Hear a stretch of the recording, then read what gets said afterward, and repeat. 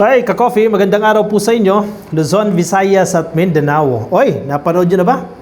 Yung pinakabagong podcast ni Pangulong Bongbong Marcos, kilala niya na kung sino itong mga kontraktor na nagpakasasa sa flood control projects. Uy, sino yung mga yan?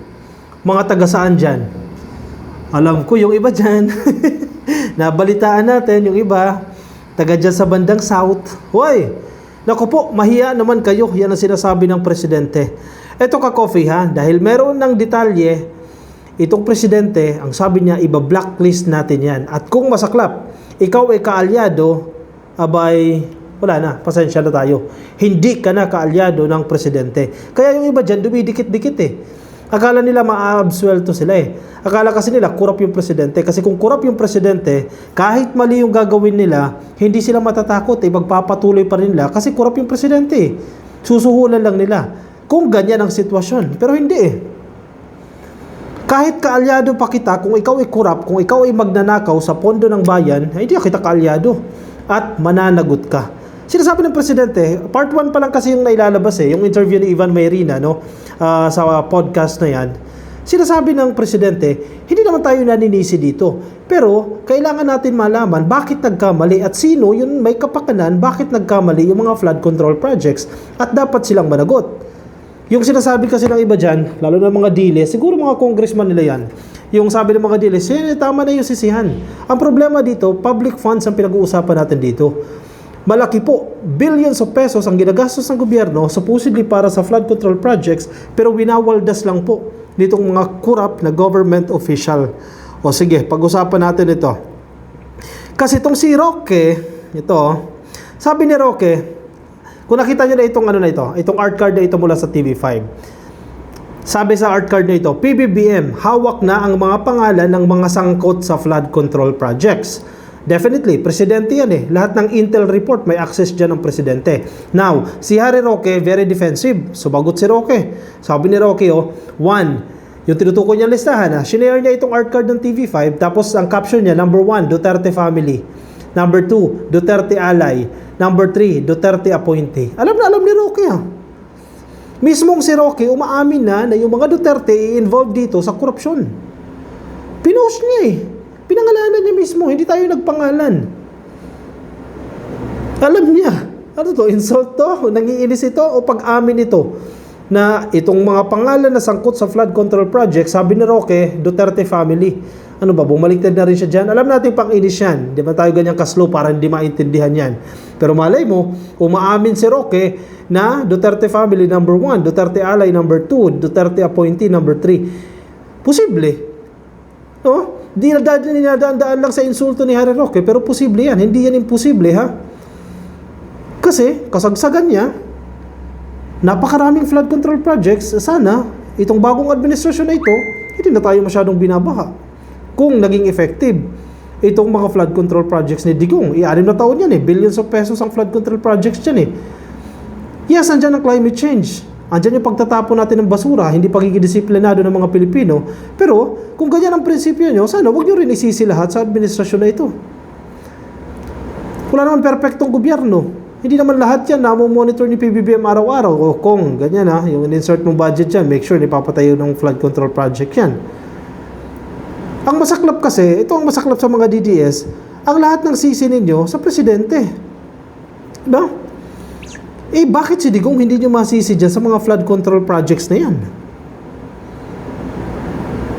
Bakit si PBBM lang lagi ang sinisisi ninyo?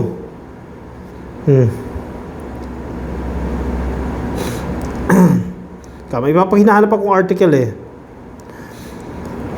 Maganda yung podcast si PBBM. Kung hindi nyo pa napapanood eh, panoorin nyo. Ito. Si Lacson nagsalita.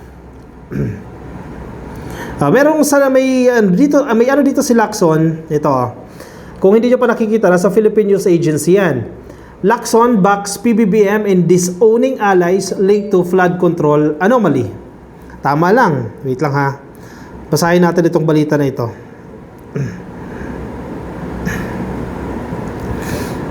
Kasi hindi na pwedeng konsentihin yan. Again, sinasabi natin, si PBBM, hindi kailangan magnakaw. Mayaman yan.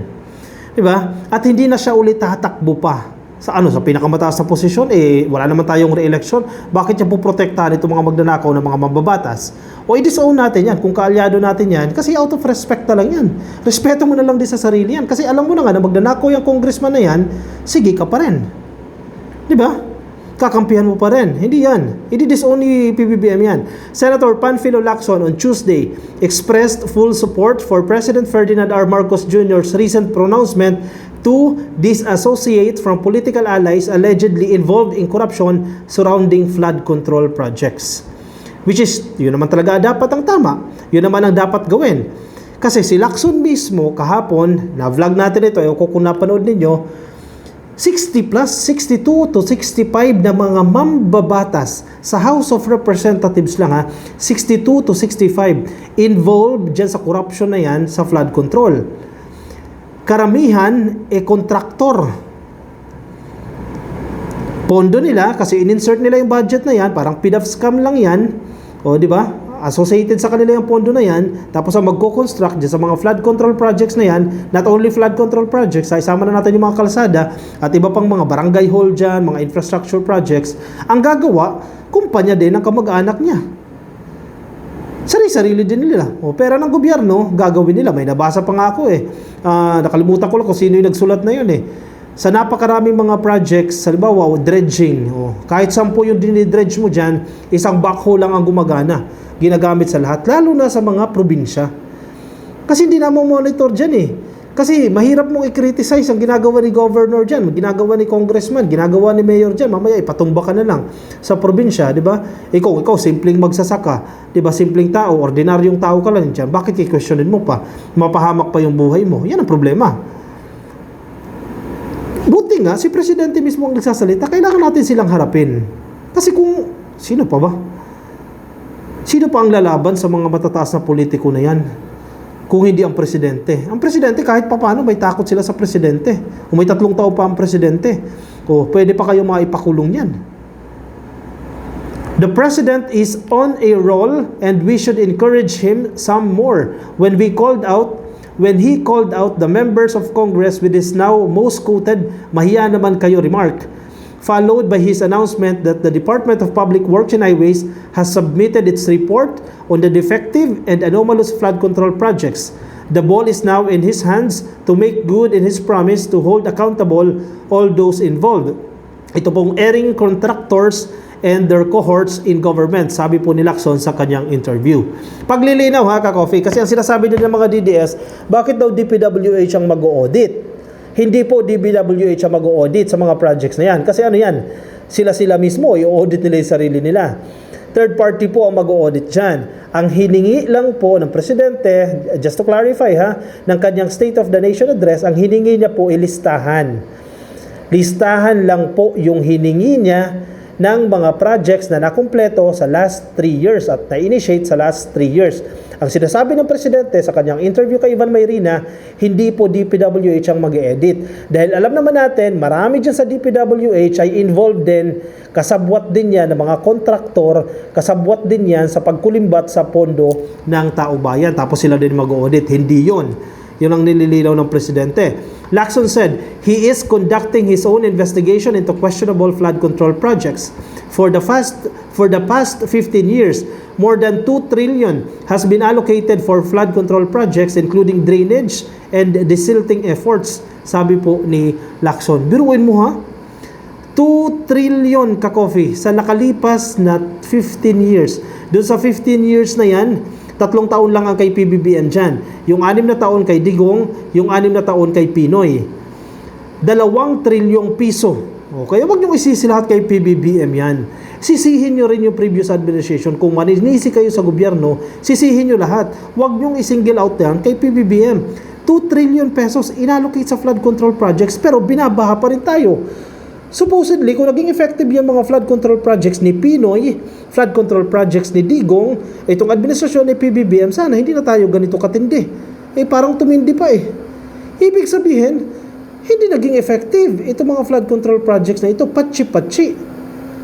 Sana kung ginawa lang ninyo yung spillways yung mga projects nasa master plan ni Marcos Sr., tinan mo, Yung iba gumagana pa, karamihan pa, hindi iba ha, karamihan ay gumagana pa until now. Paano? Tinigil yan ni Cory Aquino Basta mga projects ni McCoy, mga master plan ni McCoy, tinigil Yung mga spillways lang malalaking spillways para maiwasan yung pagbaha O yun, wala na. After ng Marcos Sr., wala na nakaisip ng ganyang diskarte. Ganyang mga breakthrough, mga malalaking infrastructure projects. Di ba? Kailan lang naman nagsimula ulit yan? Itong panahon na ni PBBM. Sabi pa ni Lacson, but dredging is difficult to audit and corruption often goes undetected. Correct. Dredging, halimbawa. Totoo yung sinasabi ni Lacson Mahirap mo i-audit yung dredging. O halimbawa, sige, nanghingi ng budget, sige, 10 million. Dredging yan, ha? Hukayin natin, silting. Anong term nila dyan? Desilting. Sige, silting, desilting, o dredging. Sige, hukayin ninyo yung ilog para tanggalin ninyo yung mga burak, no? Kasi bumababaw yung ilog dahil maraming burak. Sige, sabihin natin may isang bakhong naguhukay dyan everyday. Ang report nila, 100 days naghukay. Pero nang inaudit mo, bakit ganyan pa rin? Mababaw pa rin yung ilog. Alam mo, idadahilan ng kontraktor. Kasi inaagos yung buhangin pabalik lang dyan. Isisisi sa climate change. May punto si Lacson dyan. Mahirap talaga ma-detect yung corruption dyan. Kaya dyan nagpapakasasa itong mga congressman, itong mga congresswoman involved dito sa corruption na yan. Kasi mahirap nga ma-detect Ganyan din sa Manila Bay. Diyan sa Dolomite na yan. From time to time, dinadagdagan ng white sand yan. Paano mo i-audit yan? Bakit nabawasan ng white sand? Kasi bumagyo, tumaas yung tubig dyan sa Manila Bay. Hindi effective yung ganyang style. Mas maintindihan mo pa yung, halimbawa, yung slope protection structures. Kung makikita niyo sa mga ilog ninyo, di ba? Hinaharangan niya ng mga bakal Mga bakal, tapos may simento sa ibabaw, slope protection. Mas mabilis ma-audit yan. Pero yung dredging, effective yung paraan na yan, pero yun undetected. Mahirap ma-determine kung totoong ginawa nyo ba talaga yan or kung totoong nagamit ninyo lahat ng pondo para sa water dredging o sa river dredging. Mahirap ma-audit yan. Isang example ng effective, hindi ko alam kung may anomalya dyan sa Marikina. Kasi ako madalas na dumaan sa Marikina, bagamat dati tayo nakatira dyan sa Marikina, ngayon dumadaan pa rin tayo dyan sa Marikina. Tingnan ninyo yung Marikina ngayon. Example lang natin ito Hindi sila ganoon kanaperwisyo ng recent na bagyo. Noon, kasi ondoy time, nasa Marikina ako. Nasa ibabaw kami ng bubong. Tapos, sa tuwing aabot ng 18 meters yung level ng Marikina River, makikita nyo yan, binabalita kasi laging sensationalize yung Marikina Pag pumalo po ng 18 meters yung water level dyan sa Marikina River, maraming parte ng Marikina baha na. Pero itong recent na bagyo, hindi binaha ng todo. May parte na binaha, yung mga lower sides diyan sa Tumana, diyan sa Nangka, sa Malanday, mga bababang area. Pero may comparison, yung ibang kalsada noon 18 pa lang may tubig na, ngayon 18 na, wala pang tubig. Puntahan natin yung ilog. Halimbawa diyan sa Tumana River. Tingnan mo yung ilog diyan, napakalawak. At nagja-jogging, may jogging area diyan sa may Tumana Nagja-jogging tayo diyan minsan. Madalas may naghuhukay dyan. Dinidredge talaga nila. Kaya hindi ko alam kung may corruption dyan o kung ano man dyan sa Marikina. Pero we have to commend yung Marikina LGU, no? At tingnan mo yung gilid ng ilog. Halimbawa, ito yung ilog, no? Ganyan yung ilog. Sa ilog na yan, may harang yan. Slope yung style niya. May harang, tapos may pantay, kalsada, may harang. Nagigets yung point ko ka-coffee, no? Wala lang, hindi ko lang ma-drawing Ilog, may harang ng ganyan, may pantay na area, andyan yung kalsada, pwede mong joggingan, pwede mong lakaran, and then may ganyan ulit.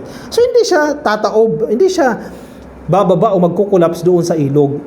Mahaba yung Marikina River na yan. Hanggang ngayon, ongoing pa rin ang paggagawa nila. Pero makikita natin na effective yung mga flood control efforts dyan. Kasi nga, nakita mo yung diferensya sa recent bagyo, hindi ganoon ka binagyo, hindi ganoon ka binaha yung parte ng Marikina. I'm talking about Marikina, pero papaano na lang yung mga areas sa mga probinsya. Nang isang araw, nandiyan tayo sa Pampanga, no? Pinuntahan natin Apalit at Arayat, mga taga Pampanga, no? Kasama natin si DBM Secretary Amena Pangandaman kasi inutusan siya ng Presidente, inspeksyonin yan. Ang masaklap dyan sa Arayat, tama ba? Apalit muna. Doon muna tayo sa Apalit. Tirik na yung araw, may tubig pa rin. Alam mo kung bakit? May mga areas na hindi dapat prioritize, yun ang binigyan ng pondo. At yung may mga area na mabilis bahain, may mga kalsada na mabilis masira at yun dapat ang pinondohan, hindi napunduhan. Kaninong problema yan? Kay PBBM na naman problema yan. Sisi na naman ang mga DDS kay PBBM. Hindi. Sa baba yan. Problema sa baba yan. Kung DPWH, District Office, problema sa kanila yan. Nagkaroon ng palakasan system dyan. Hindi na prioritize, hindi na plano yung paghingi ng budget. Kasi sinasabi ni DBM Secretary Amendo Pangandaman, may budget kami dyan, may pondo kami dyan, na inalat. At some point, sa budget process, natanggal yung pondo na yan. Arayat pala yan. Kaya ngayon, kahit tirik yung araw, may tubig pa rin. Pero sabi ni DBM Secretary, sige, mag-request kayo ng quick response fund, no, para maayos na yan. Kasi hindi mo pwedeng hayaan na lang natin ganyan dyan. Kawawa yung mga taga-apalit. Now, pumunta ng Arayat. Sumama rin tayo sa Arayat. Ang masaklap doon, yung slope protection structure, yung sinasabi ko sa inyo, sa gilid ng ilog, may mga bakal na nakatayo. Tapos mga kakapiranggot yan, may simento. 1 year lang yung slope protection project na yan. Slope protection structures na yan, bumigay agad. 1 year lang. Alam mo kung ano yung may kasalanan? Pampanga River. Tumaas daw po yung Pampanga River. Ano yun? Substandard. Diba? O baka naman, yung pag-construct ninyo dyan, ura-urada. Walang feasibility studies, hindi nyo malang nasuri kung gaano kataas yung Pampanga River umaabot. At kaya ba ng structures na yan na pigilan yung taas ng tubig mula sa Pampanga River? Yan yung mga basic questions na nasasagot ng pagkasagawa ng feasibility studies. Baka hindi kayo nag-feasibility studies dyan? Hala, sige, ura-urada lang kayo. Sige, construct tayo dyan ng slope protection. Yun lang. Walang sumisilip. Sinong dapat managot dyan? Yung kontraktor. Yung mga opisyal ng gobyerno na nakipagsabuhatan dyan. At yan ang sinasabi ng presidente. Dapat mapanagot yung mga yan. Kung sino man po lahat ng involved sa mga manumalyang projects na yan, dapat mapanagot yan. Pera ng taong bayan ang ginastos dyan. Unfair din na lahat ng sisi sa presidente. Unfair din na itong mga DDS hanap ng flood control project sa presidente as if naman si PBBM lahat ang gumastos dyan. Si Lacson mismo nagsasabi, 2 trilyon ang ginastos in the last 15 years. Out of 15 years, 3 years lang ang kay presidente dyan. Panahon ni Digong yan, panahon ni Pino yan. Supposedly, effective na yung mga flood control projects natin kasi during their time. Hindi na dapat natin problema yan. Climate change na sana pinoproblema natin. Minor adjustments. Pero nasan? Diba? Kaya pasalamat tayo. Very vocal yung presidente na pananagutin namin kayo sa ginagawa ninyo. Kasi walang sino na kayang gawin yan sa mga mambabatas. Walang sinong presidente na kaya niyang sa harap ng pagbumuka nitong mga congressman na to, sabihan ng mahiya naman kayo at i-audit namin yung mga projects ninyo. Kaya kabahan yung mga infrastructure projects dyan. O ngayon, kanya-kanya silang remedyo. May nakarating sa atin.